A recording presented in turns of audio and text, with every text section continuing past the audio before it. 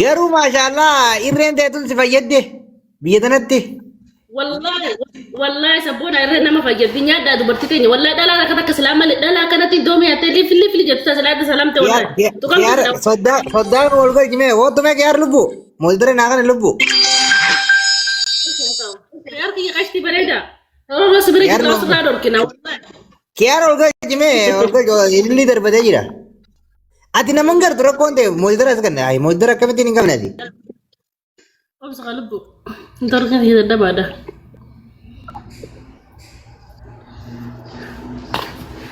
وای دې دغه شبهه والله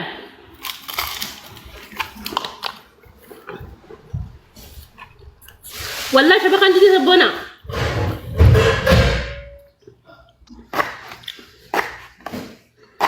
سبونه ويه सौदा रख तो कौन شبهه دې بر شبهه الګل شو دې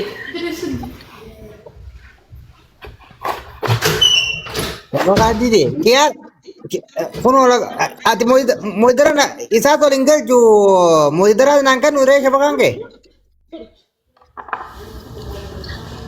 ما جت شبهه ما ندي والله ni mara riben da berita la kona ke ya ko le mar ka ka dar ke kana rabbin dia to rasi bano mediko lo burraji wana ka wana do itu ni kabda mamadu biranan zaini di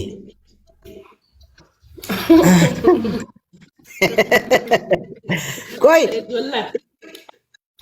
कियार और गल जलबू मोइदरा सूता सूता अंडर दे यसकन ayo lebu gue hasya maru aku nomor apa nih apa ayo और गल ايوه السلام عليكم सोदा वेलकम गिरता والله وين استجاني سي افهم فرنجين بيكون سلا كل اتيس جرت كوي ang sudi jira berduba sudi jira اوكي سواك دلائد اكم ما تقدر تمر جرتو اكن متها وانا حلال جدو تفكات يردك وقتيش تبتو jalan tinggal ciro jira tanah Jalib साहब और गल يا जलबू تابا बर कियार बर अरब अरब गिदारा के बेटी लफांदे आका वरा साबोता तने गुब्बत abde dever hai دوغما ينيو تتبتا اوكي ay dira oromo to amma kule adi dirte oromo to yoga share ma halal ette to mana kali sa gode mare to kitti yelan du beto amana kay والله ده عرفت كيف الرهن دورك والله والجنجلتني تنا عرفت كيف لفت سوق في سر الجد نا على ابوك جينا كشرطان كده قبضيته انا ما جبت سن eh ini berbagi dah bro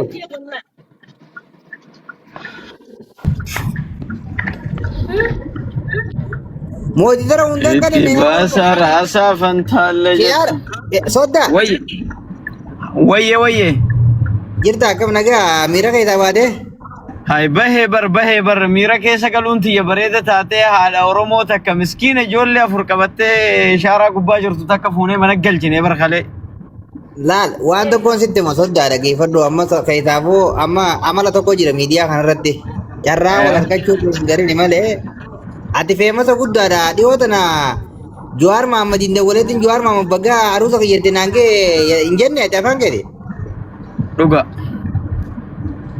abbaa fete olitti namni viidiyoo teete duruu hundani beeyna gaafa suuti jirtu namni qabsoo Oromoo kana push godhaa ture si hanga dandeessutti maal akka ta'e ni beektaa sabboonaa kiyya ogguu takka waan miira keessa singalchine jira anamma minaamin ilma haadha akkasii ilma maalii minaamin yoo namni naan jedhe an homaa rakkoo takkan qabu irraa sii gale ajandaa bakka darbite saaruunni feekaa ati gartee kaayiroo fi biyyoota arabaa kana keessa darbite akka Iraanitti hedduu akka malee waraana keenya barbadeessee jira rakkoo miti dhagee waan tokko sirraa irratti laal taniin si him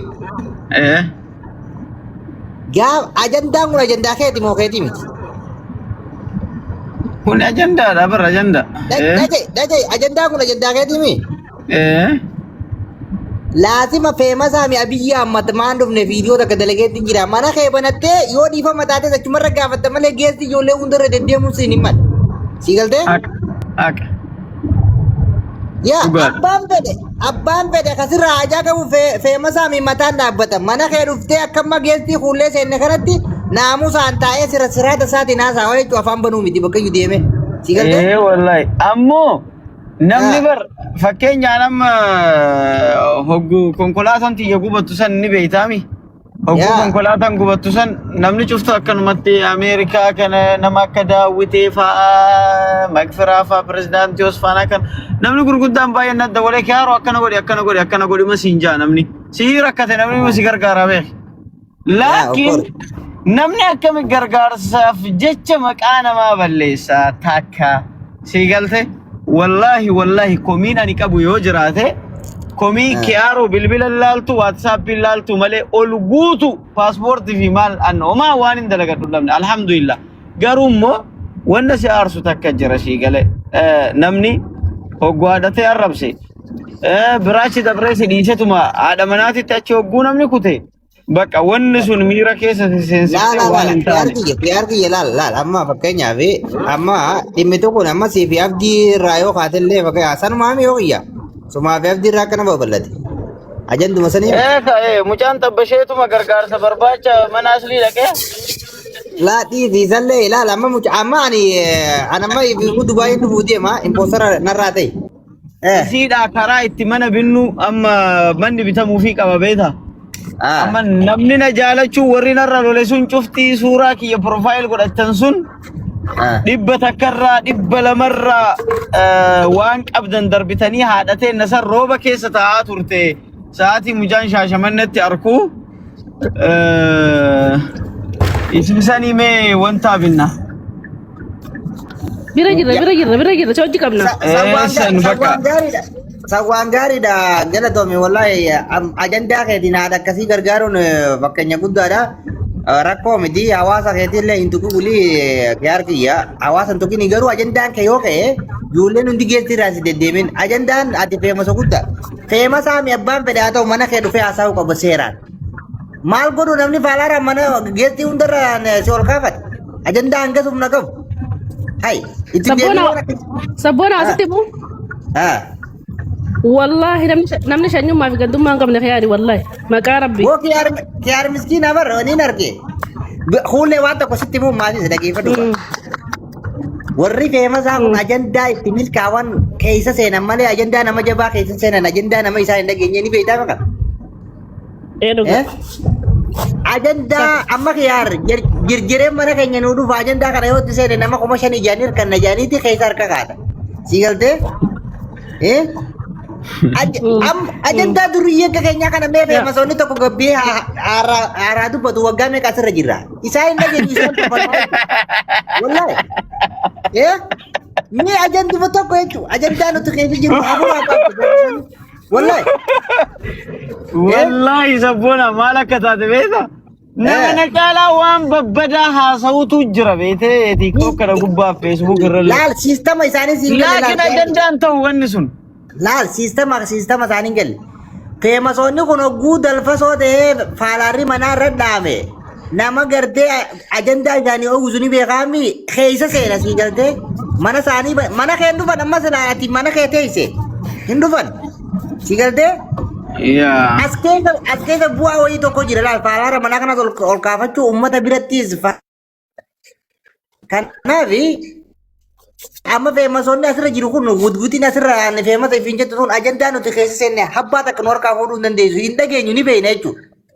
Hai bargaar yeroo dhabneeti ajandaa kee kana fuudhanii TikTok kanarra siin deemanii hai geestii hundarraa kiyaaruma lolaa bar hai.